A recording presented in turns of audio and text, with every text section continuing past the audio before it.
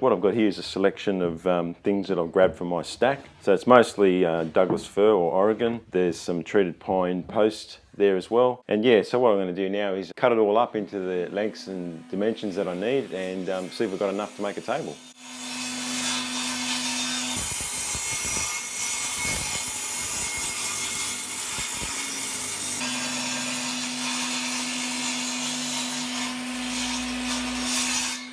After cutting the legs roughly to length, I then took them over to the jointer and I started off by flattening one face on each of the legs. And then after checking that my fence was at 90 degrees, I used that flat face against the fence to flatten one of the adjacent faces, and what that did was give me two adjacent faces that were 90 degrees to each other.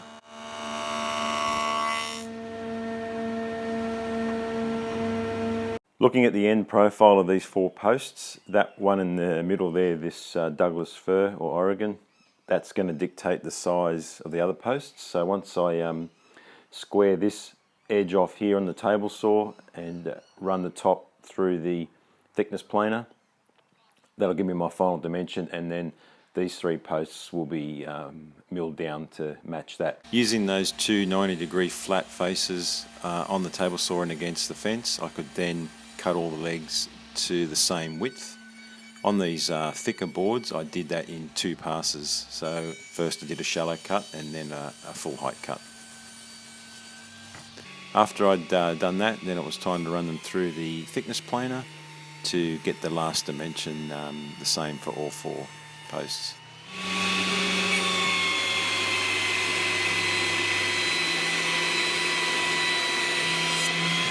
I couldn't actually find enough length in the reclaimed timber that I had that was clean and knot free and split free and was going to end up nice and straight and level. So I just bit the bullet and went to the hardware store and bought a couple of lengths of pine. Picked out the straightest bits I could find on the rack, and they look pretty good actually. And what I'm going to do is obviously cut them to length, and I'm also going to flatten one edge and make the other edge parallel to that edge. Those two edges are important because I want the table, the framework to be as level and as straight as possible. The sides aren't really important, so I won't worry about those.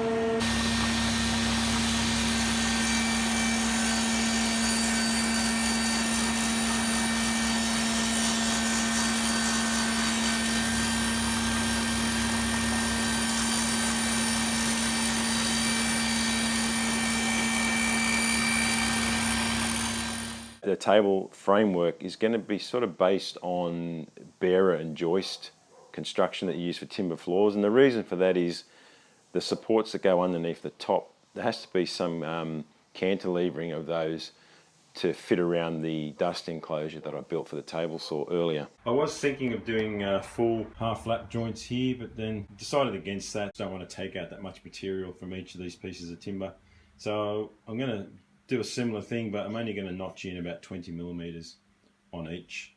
That way, that'll just help it lock in together, and it'll just reduce that overall height a little bit as well. I marked the center of these two lengths of timber because what I wanted to do was temporarily join them together and line them up so that I could cut the notches or the housings in these beams at the same time, so that they would be exactly spaced.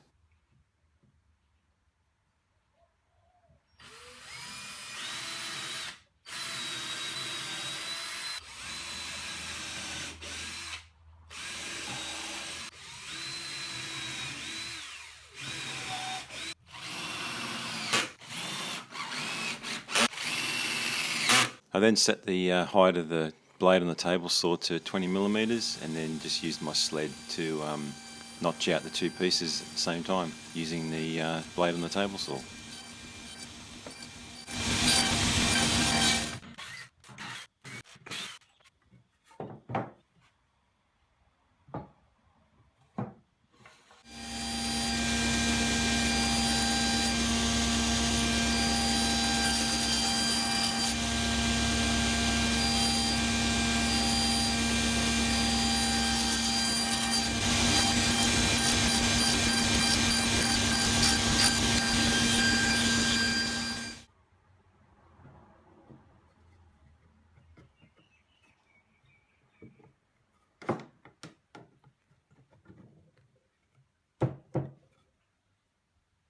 Well, I've just realised a huge mistake I've made. Actually, I don't know if it's that huge or not, but as you can see there, I've cut this housing in the wrong spot. The measurement was 300 millimeters from the end of the timber to the beginning of the housing. I got it right on all the others, but on this one, what I've actually done is I've marked my 300 on the timber, and then instead of marking the width of the housing on this side, I've marked it on this side of that mark. So what that means is it doesn't fit. Anyway, like I said, it's not really that big a deal. Only problem is I don't have any more of this timber, not that length anyway, so I'm actually going to have to cut this housing double size, and I'll see how I go. I may fill that in later on.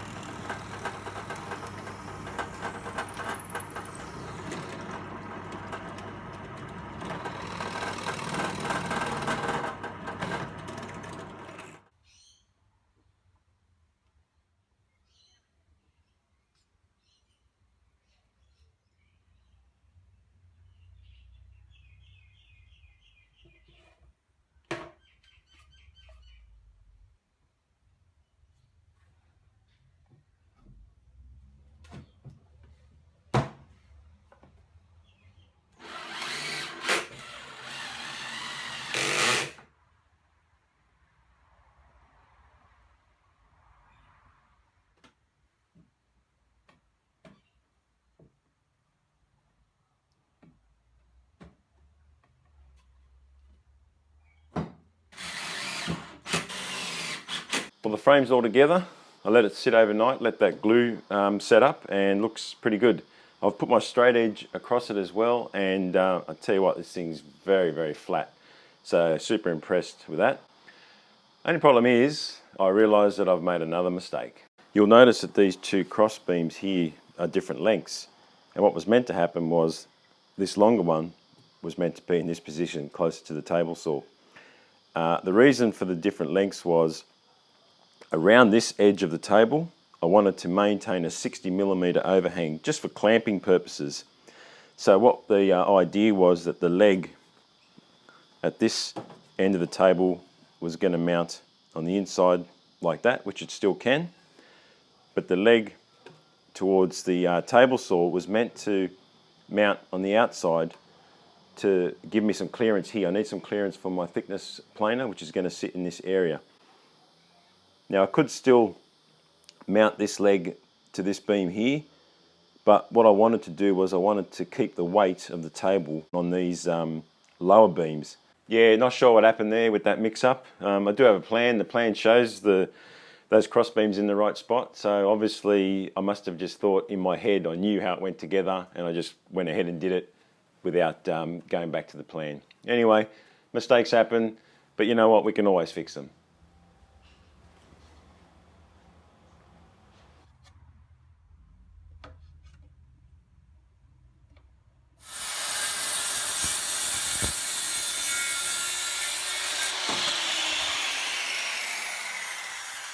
I could have used just simple butt joint with glue and screws to mount these legs to the framework of the table, but I wanted to give it a bit of an edge or a step to sit on, a bit more support.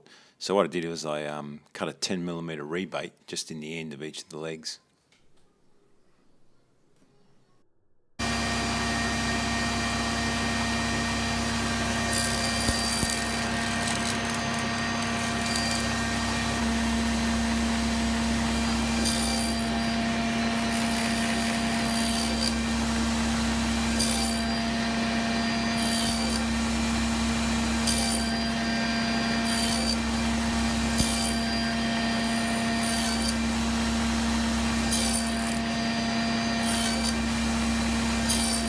Rather than cut the rebates completely on the table saw, I just thought that might take too long.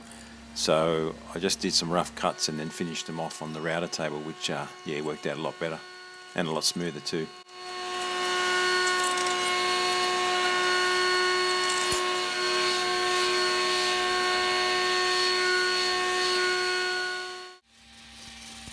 Then I cut all the legs to final length and used a chamfer bit to take the edge off the bottom of the legs just to prevent tear out, and then using the trim router I just eased off all the sharp corners.